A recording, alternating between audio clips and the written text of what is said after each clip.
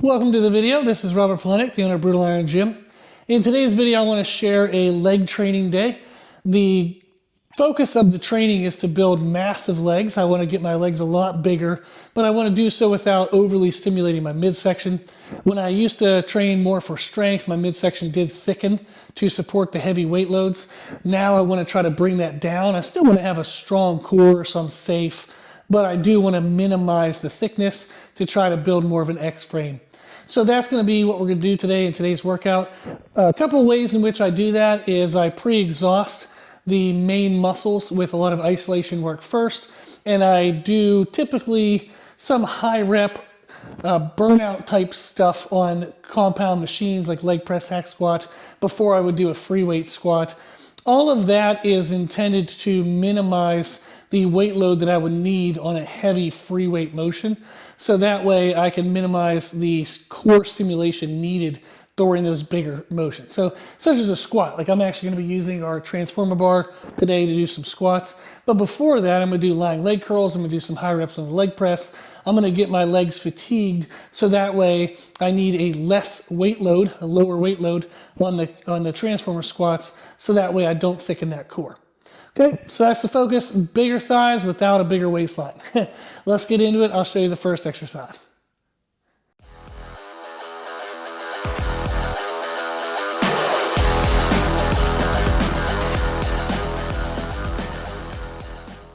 Okay, so I got a lot of sets of 20 in. I did a set of 20 at 30, 40, 50, 60, 70, and now I'm at 80 pounds here. And what I want to work up to is a hard set, somewhere between 10 to 14 reps. I'm going to stand up out of the machine, breathe a little bit, drop back into the machine, and then try to finish out to 20 reps. Whether that takes me one little mini rest, and then I can get to 20, or two mini rests, that's okay. The goal is that I can't get 20 all in a row. I do want to have to need that rest pause. So where you rest the weight, you pause, and then you jump back in and go again. So this is the rest pause intensity technique. This is a really good way to blend heavy weight and higher volume in a shorter amount of time, because you're just taking a short rest and pushing those muscles deeper into failure. So sometimes I'll do this with 10 to 14, then up to 20. Sometimes I'll do it with 3 to 5, up to 8. You can do it with really heavy weight or medium weight or really high reps if you wanted to. But for growth, what I'm looking to do in this one is 10 to 14 reps, slow, controlled, good contractions, and then I'll rest, pause, and go all the way up to 20 reps. Okay, let's see how it goes. So this is the working set for the lying hamstring curls.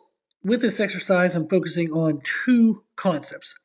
The first is that I want to come up and contract and pause at the contraction for each repetition. It's just a little like kind of half-second pause, but that's ensuring that I'm not using momentum to get the weight to the top. I want to make sure it comes to the top through a muscular contraction, not just that I throw the weight up and it kind of falls back down. The second concept I'm focusing on is to not contract my lower back. I want to make sure this stays as a hamstring exercise. If I feel my lower back starting to contract, my hips will roll up towards my shoulders. When I feel that, I'll call that set there, and I'll either stop the set or I'll take the mini rest that I talked about. So you can see my hips are starting to roll here, so I knew I was losing the hamstring contraction and my back was starting to help. Instead of trying to power through that and get more and more lower back involved, I want to keep it as a hamstring isolation, so I did my first mini rest there. That would be a good indicator of when to take your mini rests, is when you feel your lower back is contracting and it's causing your hips to roll kind of forward, and you will see that as the shirt line, where my shirt touches my shorts, you would see that that starts to roll towards my head or my shoulders, and that's an indicator that the lower back is starting to contract. And again, when I feel that, I'll just stand up and take that mini rest. It's better to be strict on this since we have a whole workout to go than to go a little too intense, involve too much lower back, and then all of a sudden you have a painful lower back for the rest of the workout. So I would encourage you, when you're trying this technique, to ensure that you're using very crisp technique in the exercise. If you feel like it's starting to wane or maybe not as perfect as you would like, to go ahead and stop there. You have the whole rest of the workout you can push yourself on and be a little more intense. So I felt very happy with this set. It was a good quality contraction, good way to start the workout. Okay, so that went really well. I think I got 12. I took a little rest, got to 16, took a little rest and got 20. This workout will be kind of quad favored.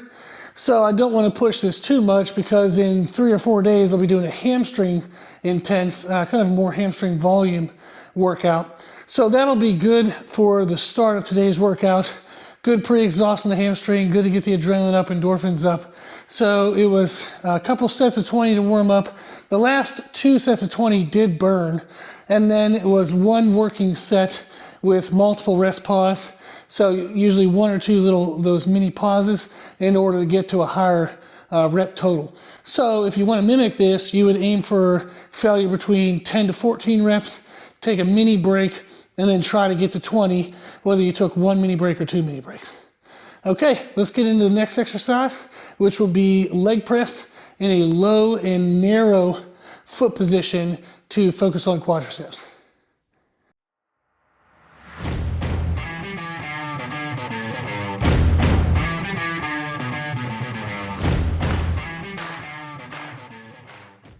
Okay, I got my warm-up sets in the leg press.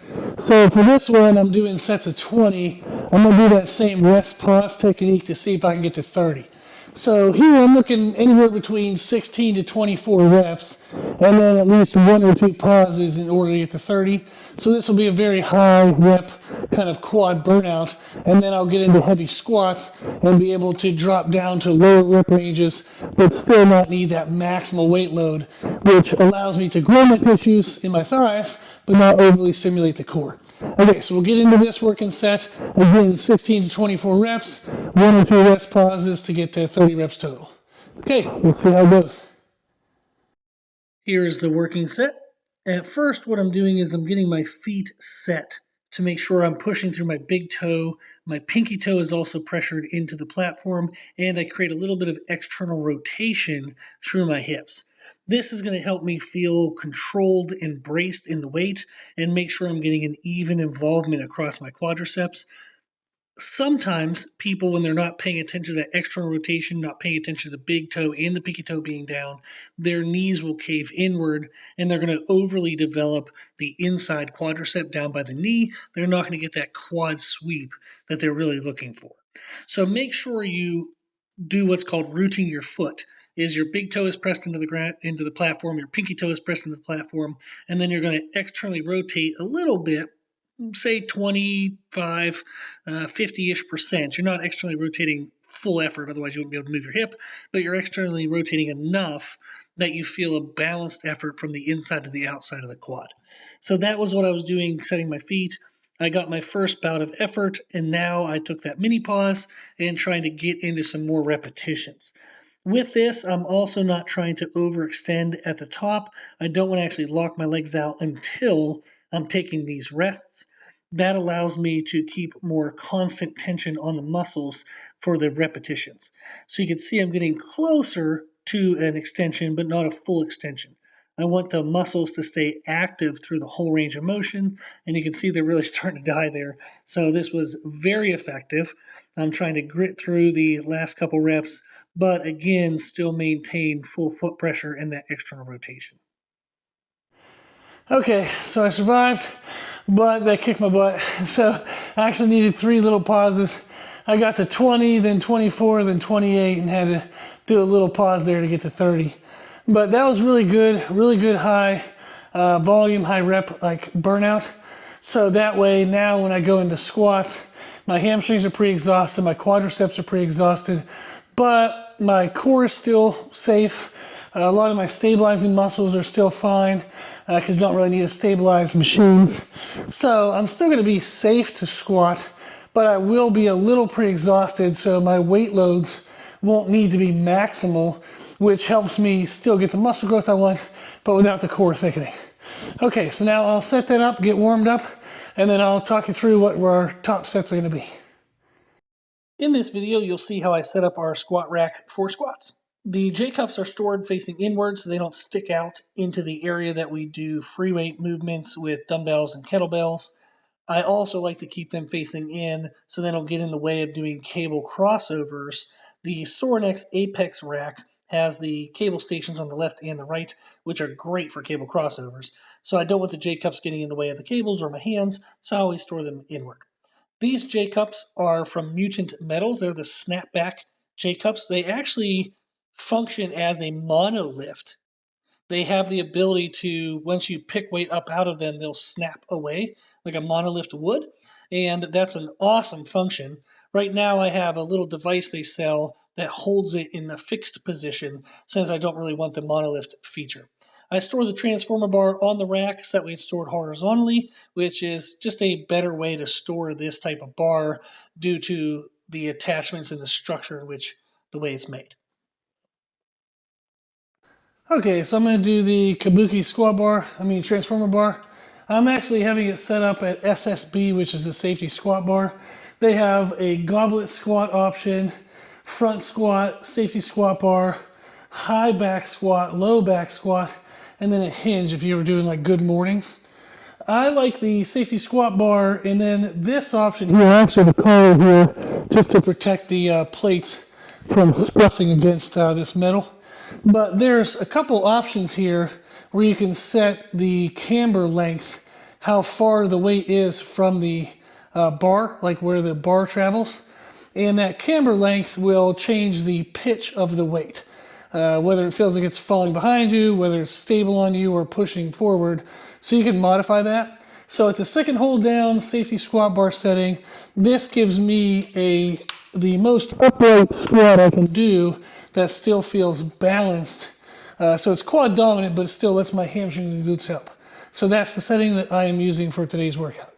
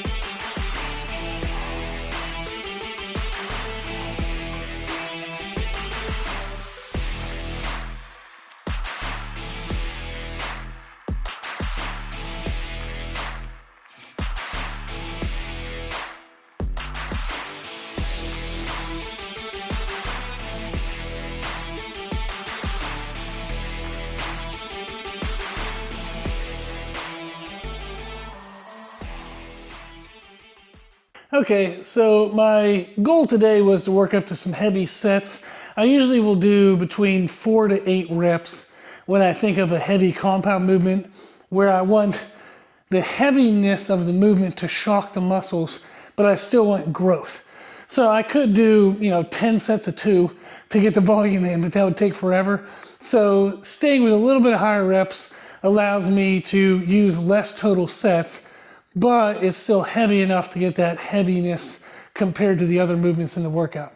So I decided today, I got up to a good weight. I'm happy with this. It'd be nice to hit a little bit heavier, but it is what it is. This is just muscle building, not strength. So I just need what's heavy enough. And today this feels heavy enough. So I'm gonna sit here and do 5 total sets of 5. I already did 4, so I'll film the last one now for you guys to see. So this is where I ended up stopping today in my heaviness, my heavy lift. So again, I'll do sets of 5, but typically it'd be sets of 4 to 8, and usually somewhere between 3 to 5 total sets at a challenging weight. That doesn't necessarily mean that all 5 sets have to be at the exact same weight. Sometimes I'll do a weight that feels challenging, but 2 or 3 sets in, I think, maybe I could add 5 or 10 more pounds, and so I will. Or maybe I start the first 2 or 3 sets and the weight starts to now feel so hard that my technique is starting to drop off, so I'll bring the weight down. Now I just track that in a journal and know that next time, okay, if I do 5 sets of 5, maybe I got, the first 3 sets at 300, then had to drop down to 280 for the last 2 sets. So I'll see if I can improve that in some way. But that gives you some parameters, is 3 to 5 sets of 4 to 8 reps. I'll now catch my last set, and my hope is to get 5 reps on this one. For this video, I left the sound on so you can hear my breathing during the working set. It's important to get deep, full breaths into the belly and hold those breaths while you squat so you can maximize your power output, maximize your strength to get the greatest growth stimulus.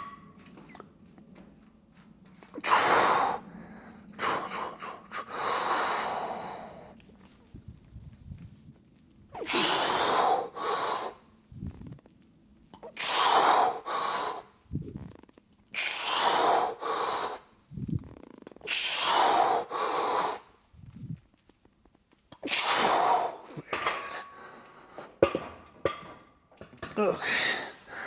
Whew, didn't die. Okay, so I just finished my 5th set. I left the sound on so you can hear my breathing, which you're gonna hear now because I'm out of breath. But getting that breathing in is very important for getting good bracing, so that way you can get the best muscle output, like strength output, to get the best stimulus for growth. So you'll hear in the voiceover that I talk about the breathing component as it being important. So I wanted to showcase that. Okay, so that was all 5 sets on squats. I'm gonna finish up now with hack squat to just kind of burn up whatever's left. There's not much left, but we'll burn up whatever's left on the hack squat and then we'll be finished.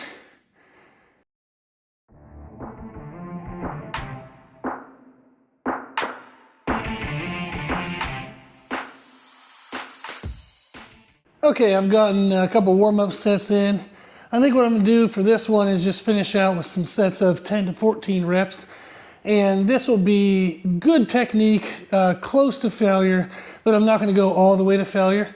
I think I got a lot of damage done in the squats. My legs are feeling kind of tingly and twitchy, so that's perfect. So with this one, I don't wanna overdo it. I'll probably do 3 to 4 sets, 10 to 14 reps, where if I really pushed myself, I could do probably another 2 reps, but I wouldn't want to get too close to that level of intensity, start to annoy anything in the joints or the connective tissue. The goal of the workout is to damage the muscle for growth. I think I've already done that, so I just need to flush the muscles with blood, get a little more volume in, but I don't want to get close to risking any kind of connective tissue strain or muscle strain. I just want to put in some volume, put in some work. So 3 to 4 sets, 10 to 14 reps. I'll get those in and then we'll check in at the end. During these sets, I'm doing the same concept of rooting the foot that I talked about in leg press. So big toes pushed down, pinky toes pushed down, a little bit of external rotation so I can maximize the quad sweep involvement in these repetitions. It's very important to do that so that way, again, you get the balance between the inside and outside quad development. Also, I'm focusing on pushing through my heels to make sure that my heel doesn't lift and I don't overly push through my toes, which could cause some knee stress and strain. I'm also focusing on staying controlled throughout the descent, making sure I don't bounce out of the bottom.